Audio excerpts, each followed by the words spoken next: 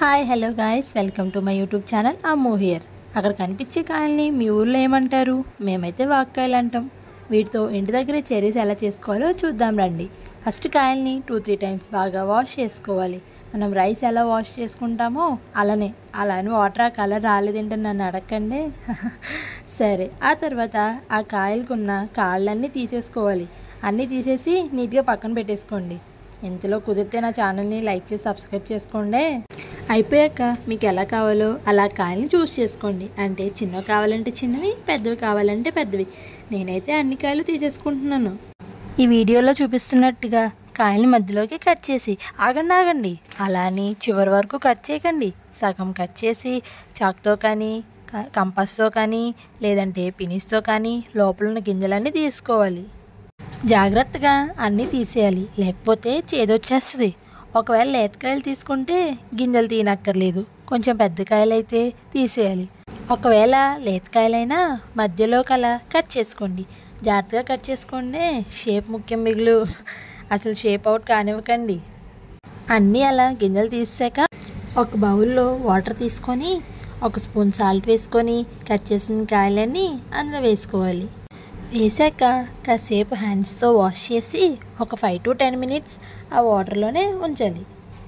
అప్పుడే ఆ కాయలకున్న పాలన్నీ పోతాయి. ఒక 10 మినిట్స్ అయిపోయాక ఆ కాయలన్నీ తీసి మళ్ళీ వాటర్తో 2-3 టైమ్స్ కడుక్కోవాలి. ఇప్పుడు అవి ఒక బౌల్లోకి తీసుకొని ఇప్పుడే అసలైన ప్రాసెస్ స్టార్ట్ అవుతుంది. ముందుగా స్టవ్ వెలిగించుకొని ఒక గిన్నె పెట్టుకోవాలి. నాకైతే 1 కప్పు కాయలు అయ్యాయి కాబట్టి 1/2 కప్పు పంచదార వేసుకోవాలి. అలాగే 1/4 కప్పు వాటర్ పోసి బాగా కలుపుకోవాలి. ఆ పంచదార అంతా కరిగిపోయేలాగా కలుపుకోవాలి. ఇంత ఓపికగా ఇక్కడి వరకు నా వీడియోని చూసినందుకు అందరికీ థ్యాంక్స్ చెప్తున్నాను. ఇంకా కొంచెం కూడా చూసేయండి. ఇంతలో పంచదార కూడా పాకానికి వచ్చేసింది. ఇప్పుడు మనం తీసుకున్న కాయలన్నీ ఆ పంచదార పాకంలో వేసేసి ఇప్పుడు కొంచెం నిమ్మరసం పిండేసి ఆ పాకమంతా కాయలకు పట్టేదాకా తిప్పుతూనే ఉండండి. ఇలా కాయలు అందులో ఉడుకుతున్నప్పుడే మీకు కావాలంటే ఫుడ్ కలర్ ఇంకా వెనిలా ఎసెన్స్ కూడా వేసుకోవచ్చు. అవన్నీ వేస్తే నన్ను ఇంట్లోని బయటకి గెంటేస్తారు కాబట్టి నేనేం వేయలేదు. చాలా న్యాచురల్గా తినాలంతే.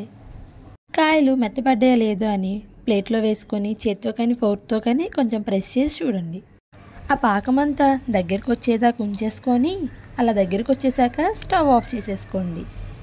ఆ తర్వాత వాటిని ఒక్కొక్కటిగా ఫోర్క్తో కానీ స్పూన్తో కానీ తీసుకొని టిష్యూ పేపర్ మీద పెట్టుకోవాలి. ఆ మిగిలిన పాకాన్ని పాడేయకండి. అది కాసేపటికి జామ్లా మారిపోతుంది. అప్పుడు బ్రెడ్ మీద వేసుకొని తినేయచ్చు.